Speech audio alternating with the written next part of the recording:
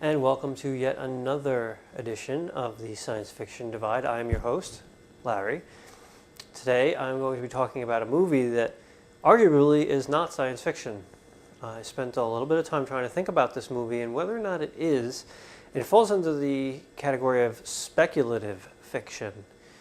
It could be science fiction in the sense there's a lot of technobabble in this movie, there's a lot of technology, but for the most part, this movie could be fantasy, could be post-apocalyptic.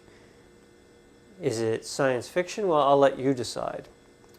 This movie was an idea that I've been wanting to do, but I was kind of iffy about it. Until I had a conversation with a friend, and the conversation went like this. As I've mentioned in prior videos, I am a non-religious individual, and somebody used what's called Pascal's wager against me. Pascal's wager goes like this, that it's better to worship God and be wrong than it is to not worship God and be wrong. In other words, what's the worst that you have to lose by worshiping? Nothing. What's the worst you have by not worshiping? Everything. This is an argument that's been around for a very long time. I do have how I respond to such a wager. But then that was the end of the conversation. I'm not going to go into what happened. Later on, with another person, got into a conversation about climate change. And they were someone who was saying that they felt that climate change wasn't real and that they were not going to give into the left-wing propaganda, so on and so forth. Now, after that conversation ended, I started thinking again about the Pascal's wager, that it's better to worship or believe and be wrong than it is to not worship and be wrong. And couldn't Pascal's wager be applied to climate change?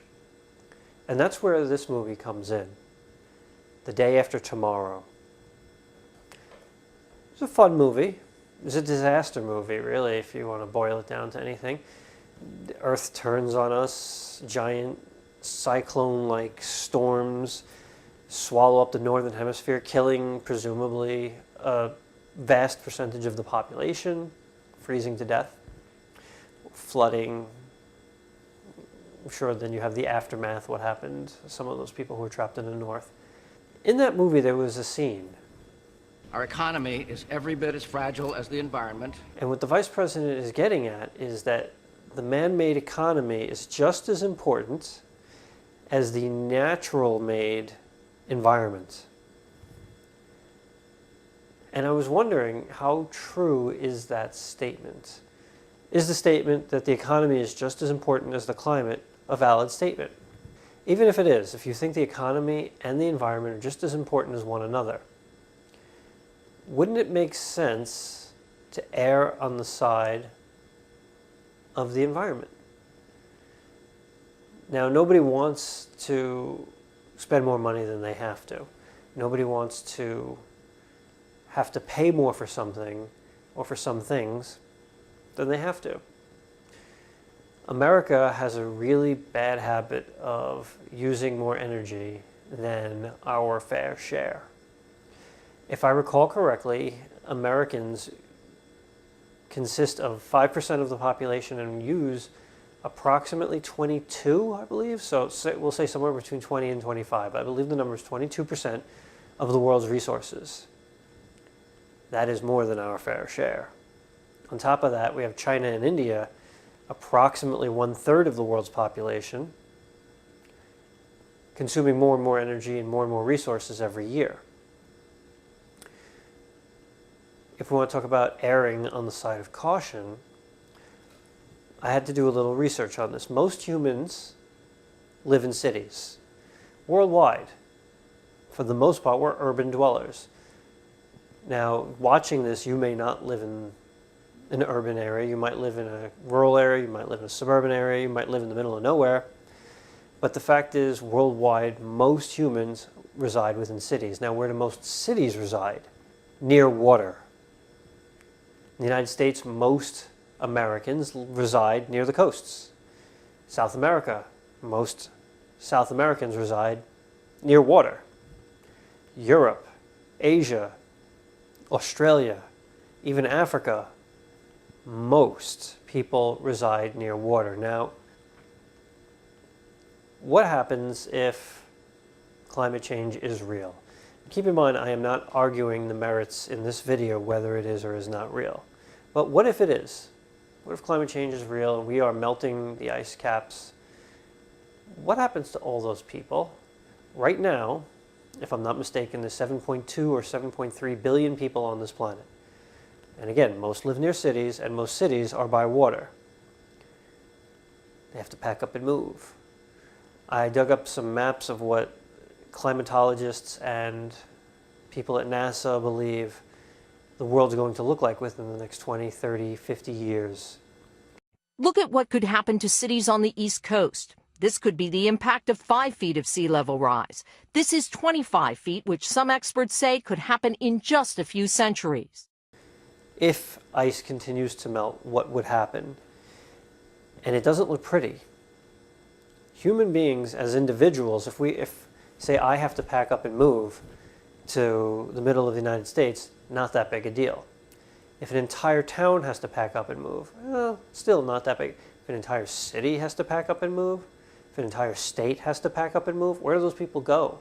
Every time there's a war or conflict somewhere, you hear about all these displaced individuals that spread to another area, and that place usually has a very tough time supporting the population that's moving in. The same thing would happen if there was flooding on a massive basis. Now, I'm not saying that overnight coastal cities are going to flood, Florida is going to disappear, California is going to fall into the sea. I'm not making the type of video that's going to make you think that I believe that we're all going to die next week.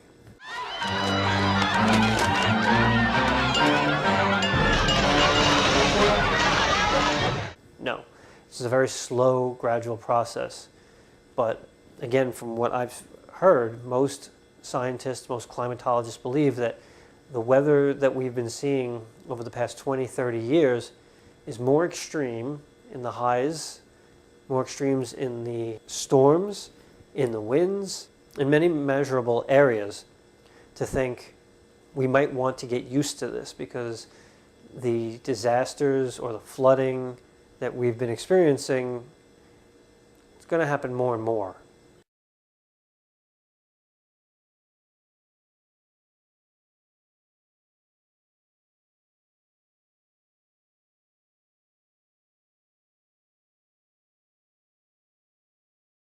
Do I believe that climate change is real? Well, all I know is the research I did for this video.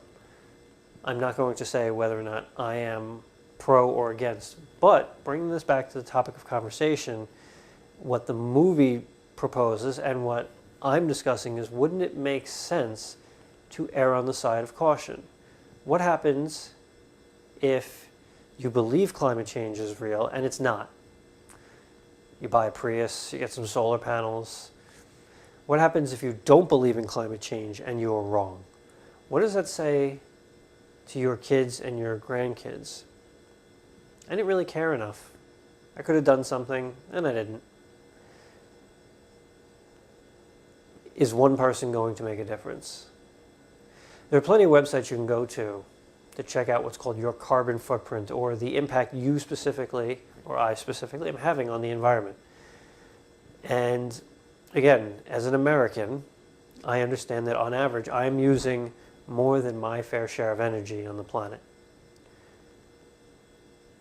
This could be inconvenient to a lot of people. This could be inconvenient to me.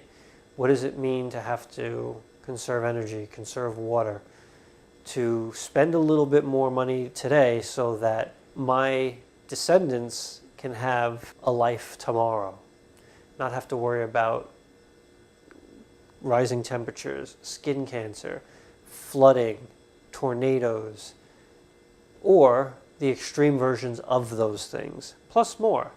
Here is a list of all the things that I've been researching as far as what climate change is doing to the Earth.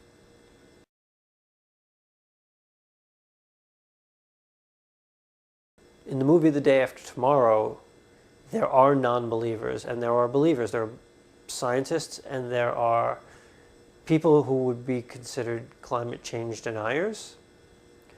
And again, I am not saying that, well, if we don't start turning the lights off and stop using as much gas as we do, that superstorms are going to form over the northern hemisphere and kill us all. I don't believe that. What I am saying is, going back to Pascal's wager, would you rather believe it's real and be wrong, or would you rather not believe it's real and be wrong? That's it. I know it's a short video, for me at least. I hope you enjoyed it. I hope it gave you something to think about. And I'm curious to know what you think, if you liked the movie or not, if you thought that this movie was science fiction or was not science fiction.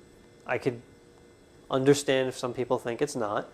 It's a disaster movie, it's speculative fiction. Is it really science fiction? Maybe. I do kind of like the movie, so I thought that I would present this, especially in light of the things that had happened to me, where people were trying to confront what I do and don't believe, and using this and how it leads to the discussion posed in this movie. So thank you for watching, and until the next video, thank you. Bye.